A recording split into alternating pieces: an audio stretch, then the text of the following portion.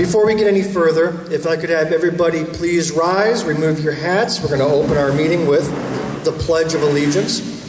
And remember, we have a tradition here where we like to place a special emphasis on the final two words of our pledge. Let's begin.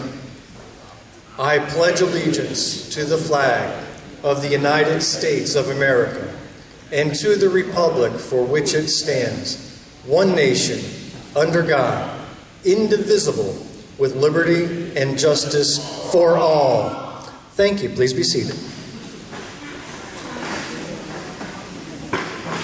Let us also have a moment of silence, please. I want you to remember any of those who have recently passed, and I understand yesterday there was a big service for Pastor Childs. I know he was very well known in this area. If there's anybody else that's close to you or any anniversaries coming up, let's put them in your thoughts and prayers. Also take a moment to be thankful for what we do have and the blessings that we have received.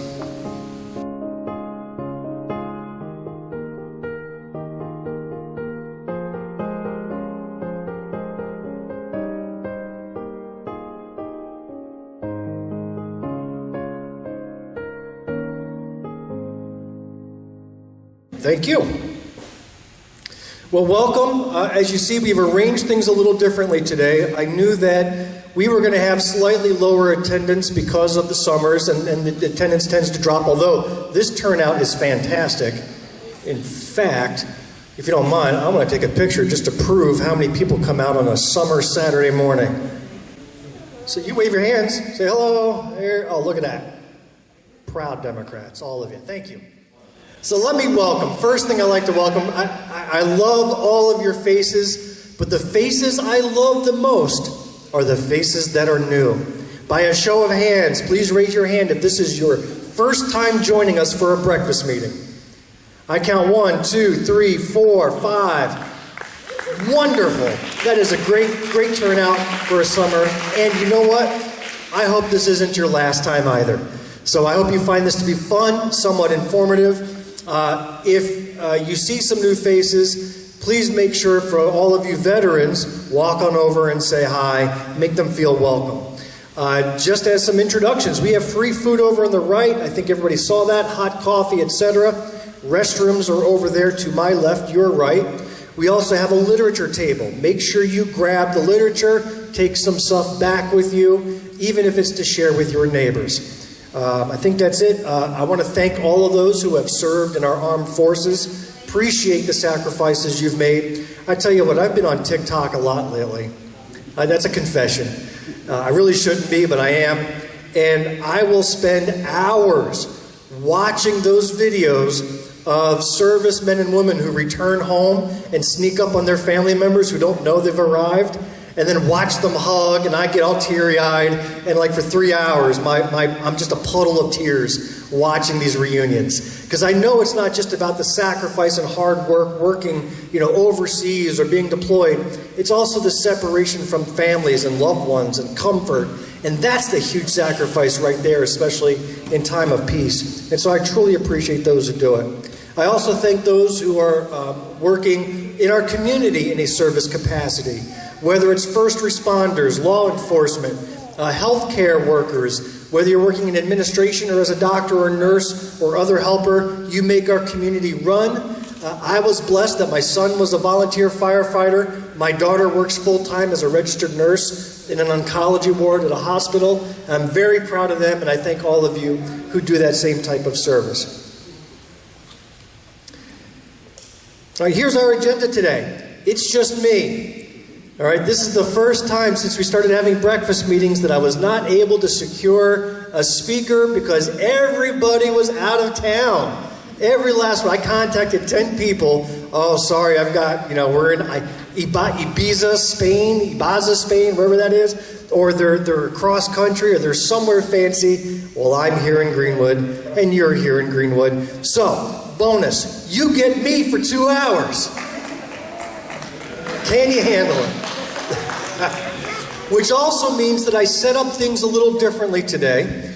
After some opening comments, we're going to start with trivia. All right, we're going to do a little warm-up exercise. How well do you know South Carolina politics and history?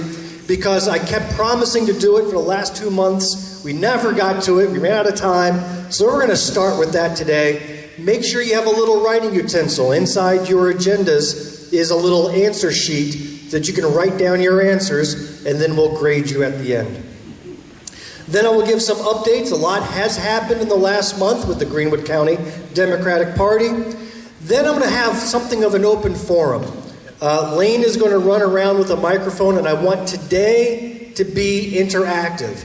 I think many of you have thoughts and opinions. Who here have opinions? You're at a political party breakfast meeting. Of course you have opinions.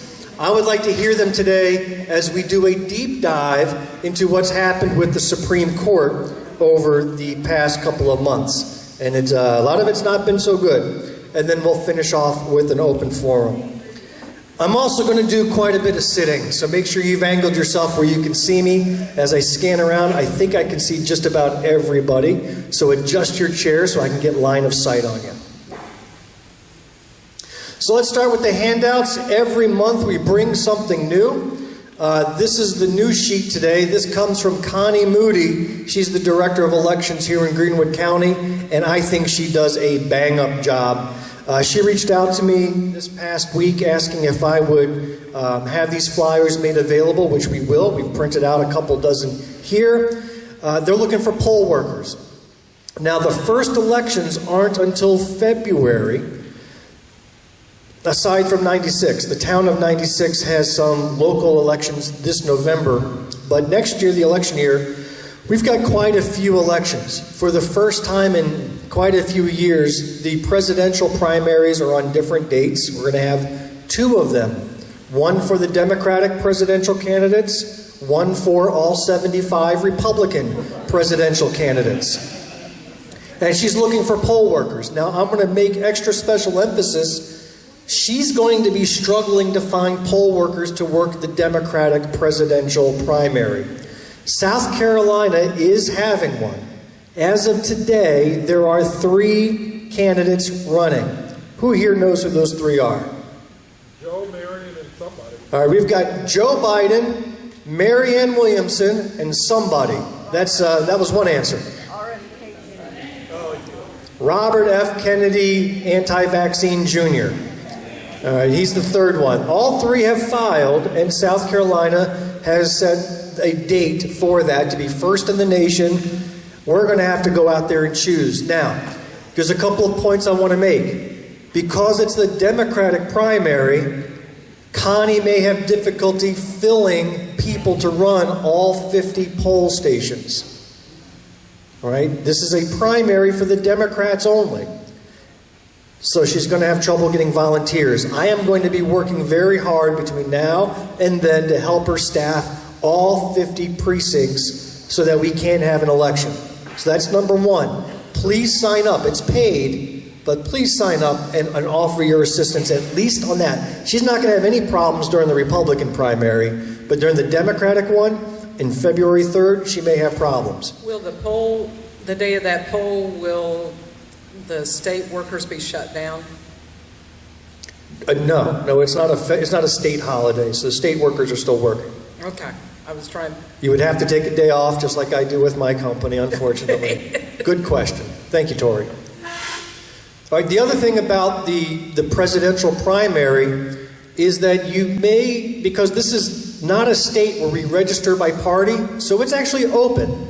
Anybody can show up and vote in a Democratic presidential primary.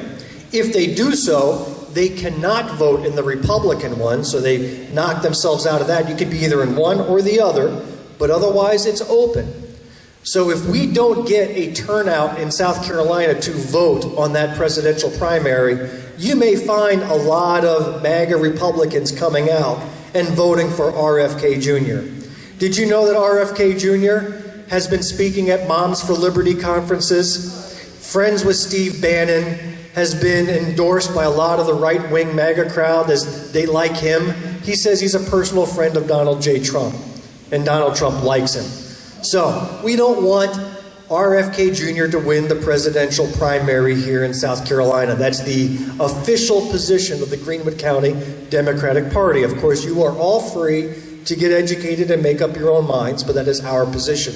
So we want you to turn out and vote. So if you can't work it, at least show up on February 3rd to cast your vote. Okay?